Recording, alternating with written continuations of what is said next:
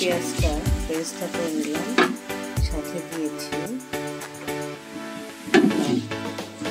তেজপাতা, এলাচ 3-4টা, দারচিনি 3-4টা, আর এখানে আছে কী কী মশলা আছে আমি বলতেছি।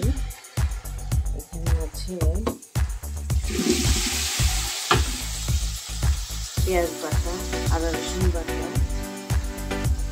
বাদাম বাটা, জয়ফল বাটা, পোস্তদানা বাটা, তারপরে হলো কাঠবাদাম বাটা, চীনাবাদাম বাটা, সবগুলি আমি একসঙ্গে করে নিয়েছি। এটার মাপটা আমি বলে দিচ্ছি আপনাদের।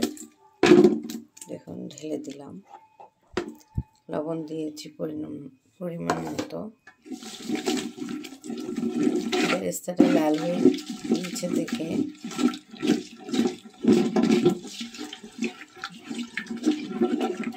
আমি চুলাটা বন্ধ করে দিয়েছি। চুলাটা এখন আবার ধরাই দিচ্ছি।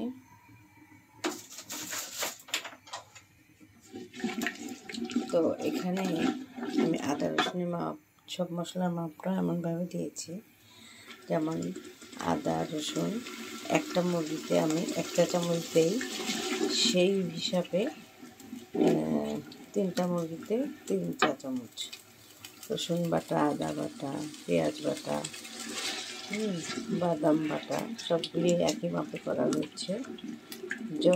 জায়ফলটা একটু কম দিয়েছি, জায়ফলটা যেমন 1.5 চামচ হলেই হয়ে যায়, 1.5 চামচ থেকে 2 চামচ।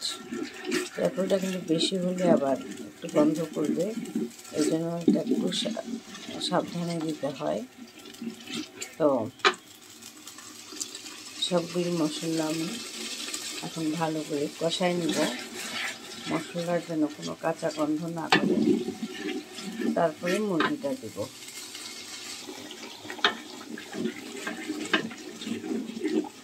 মশলাটা কষানো হচ্ছে, এবার দিব আমি কিশমিশ, আলু বোখরা। এটা একটু ধুয়ে দিয়ে দিব। কিশমিশ আপনারা বেটেও দিতে পারেন, আমি কখনো বেটে দিই, কখনো গোটা দিই, এটা ইচ্ছা আপনাদের।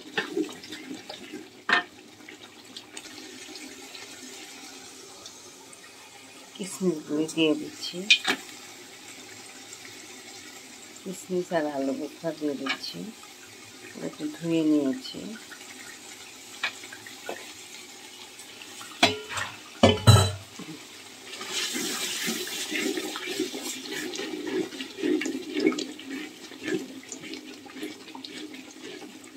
মুরগিটা দিয়ে বেশি কষানো যাবে না, কারণ মুরগির মাংসগুলি ছুটে যাবে।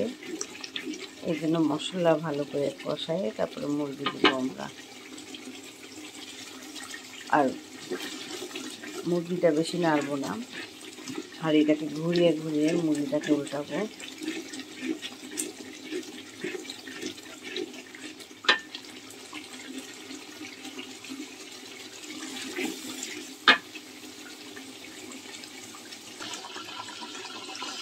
এবার মুরগিটা দিয়ে দিলাম, মুরগিটা ভালো করে কষিয়ে দিব।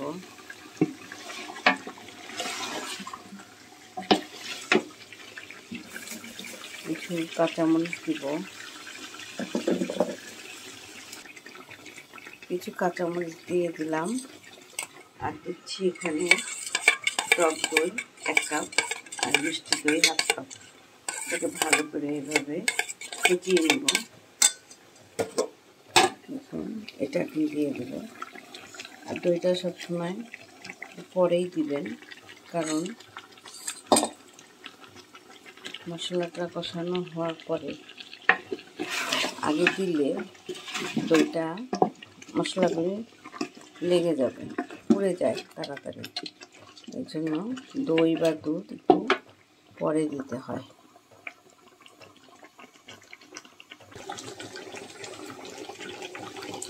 দেখুন, রোস্টের ঝোলটা মোটামুটি শুকায় আসছে।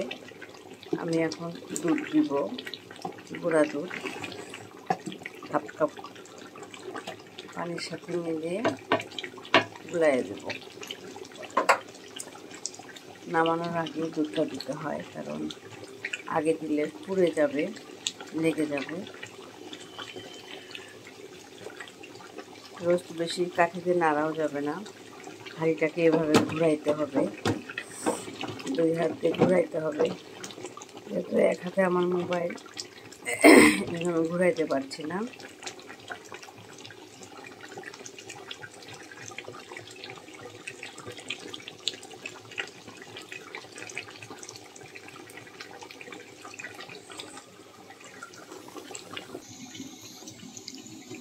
দুধটা দিয়ে একটু ঢেকে রেখেছিলাম, এখন খুলে দিচ্ছি।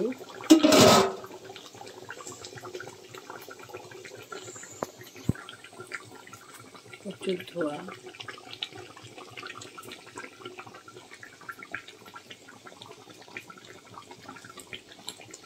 এখন দিয়ে দেব যে বেরেস্তা ভেজে রেখেছিলাম, কিছু বেরেস্তা। প্রথমে কাঁচা পেঁয়াজটাকে বেরেস্তা করেছি, এখন আমি বেরেস্তায় দিব 1 কাপের মতো,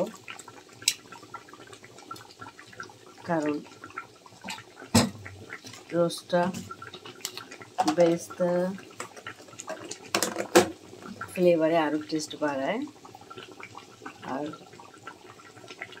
যেহেতু এটা শাহি রোস্ট, শাহি ভাব এর জন্য রোস্ট, দুধ, বাদাম এগুলি খুব ভালো মতো দিতে হয়। দিলে রোস্টটা অনেক গ্রেভি এবং টেস্টি হয় এবং নবাবি লাগে।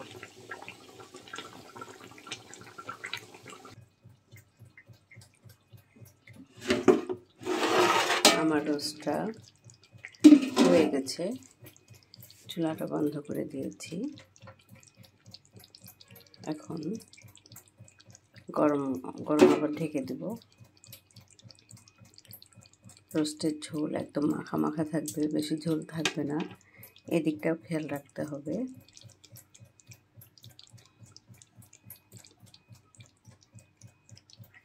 তো আজকের মতো আল্লাহ হাফেজ।